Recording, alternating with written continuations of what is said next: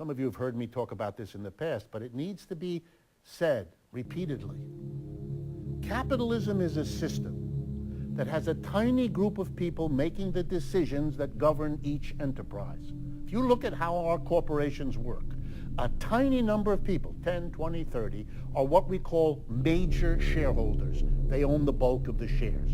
For those of you who don't know, the 1% of shareholders own about 2/3 of all the shares. So that's the 1%, by the way, the shareholders.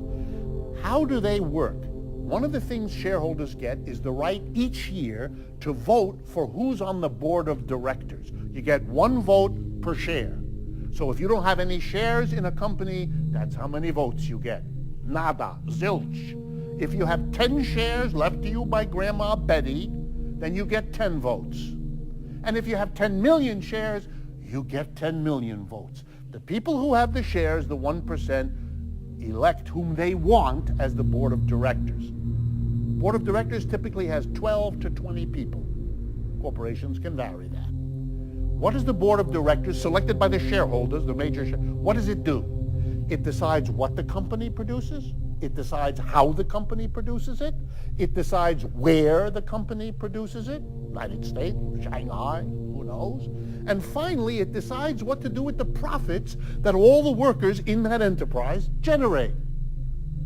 Let's go now. A tiny group of people, major shareholders and the board of directors they select, decides everything about your economic reality, your job, your income, whether your job is there, and what's done with the profits your brain and your muscles help to produce. What power do the workers have over these decisions that shape their lives? Answer, nothing. Zilch. You are affected by the decisions of the people who run your enterprise, but you don't have any control over them. In a democracy, if it means anything, it means that if you're affected by a decision, you have power to participate in making it. That's why we say you can't be the mayor of our town unless you go through an election. We have at least some power over you, not just you telling us what to do. And that's why we elect our congressperson and our senator and all the rest. Politically, we want a democracy. But economically, we've never had a democracy. We don't even think about it. We go into the workplace, we cross the threshold, and we're suddenly in a place where democracy doesn't exist. And we think it's perfectly reasonable. This is a country that is currently bombing or droning half a dozen countries around the world in the name of a democracy we don't have. How the hell are we bringing it anywhere? We got nothing to bring. We got our job here. We don't have democratic economic system. We have an authoritarian economic system. Democracy would be the co-op, a business in which all the workers and the community around them participate. One person, one vote in deciding what happens.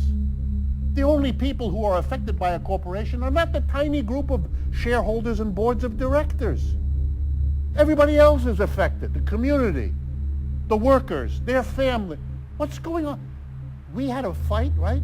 We got rid of King George back in the Revolution because he was making taxation without representation. Hey, hello, you work in a place where you are affected 10 different ways economically, and you have no representation at all. The workers in an enterprise have no impact in the decisions, what to produce, how to produce, where to produce, and what to do with the profits.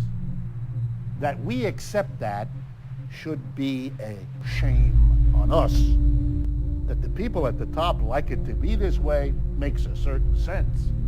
They're sitting at the top, but they're standing right on your face.